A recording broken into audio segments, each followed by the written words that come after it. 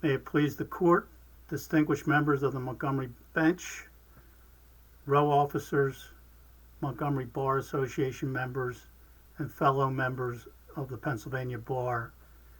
My name is Patrick Hasson, and I am honored to present on behalf of my mother, Barbara Hasson, my 5 siblings, and the Timothy Knox firm, this tribute to our father and their longtime law partner, Jack Hasson. Jack was a resident of Montgomery County his entire life. He was born and raised in Winmore, the son of working-class Irish immigrants. He attended Seven Dollars Catholic Grade School and then went on to St. Joe's Prep. At the Prep, he excelled academically and also on the football field as a running back. He was offered a football scholarship to the University of Dayton, where he had planned to attend until his only sibling, his brother Patrick, was tragically killed in a plane crash. It was then that he decided to stay home to help out his parents and attend St. Joe's University. While at the Prep, he occasionally found himself in a little bit of trouble, not surprisingly, with the priests, and on one occasion was sentenced to what they called jug, which was detention, and was directed to memorize Rudyard Kipling's poem, Gunga Din.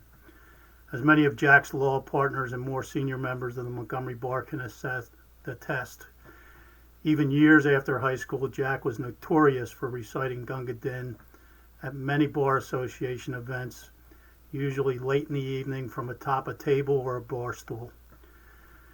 After St. Joe's U, Jack wasn't sure what he was going to do for work, so he and his lifelong friend, classmate in grade school, high school, and college, and eventually fellow member and former president of the Montgomery Bar, Bernie McClafferty, decided that they were going to apply to law school, mostly because one of their other childhood friends, who was a year older and not in their opinion any smarter than them, was already in law school. So Jack and Bernie attended Villanova Law School, from which they graduated in 1961. Living in Winmore, Jack was lucky enough to know one of the few attorneys in Winmore, Tom Timoney. After some coaxing, Tom was able to offer Jack a job at what was then known as the firm of Folk, Knight and Porter, where he started in the fall of 1961.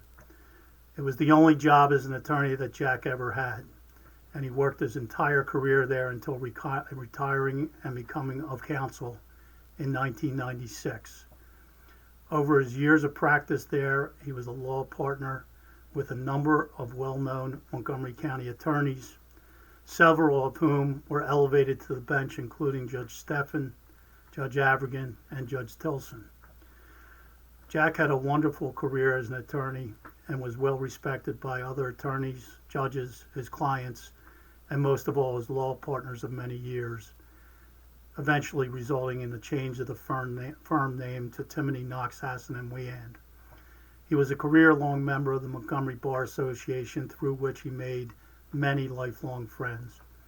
He built a significant law practice with his common sense, no-nonsense approach to the law, which enabled him to provide a wonderful life for his wife and 6 children at the family home in Winmore, and during the summer at their home in Avalon, as well as innumerable Chevy Chase vacation-like vacations throughout the continental U.S., Canada, Europe, and of course Ireland.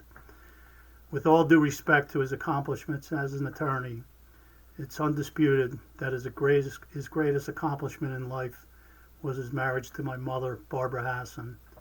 They had an amazing life together for almost 58 years, having 6 children in 8 years, and eventually 19 grandchildren. She took care of him throughout their marriage with complete commitment, love, and patience until he took his final breath on July 23rd of 2019. One of my father's greatest cliches was, he always said, they broke the mold when they made that guy. And it always made us laugh because when he said it, it described him more than anyone else that we knew. Dad, we love you and we miss you every day. I respectfully ask that these remarks be transcribed and made part of the permanent records of this honorable court. Thank you.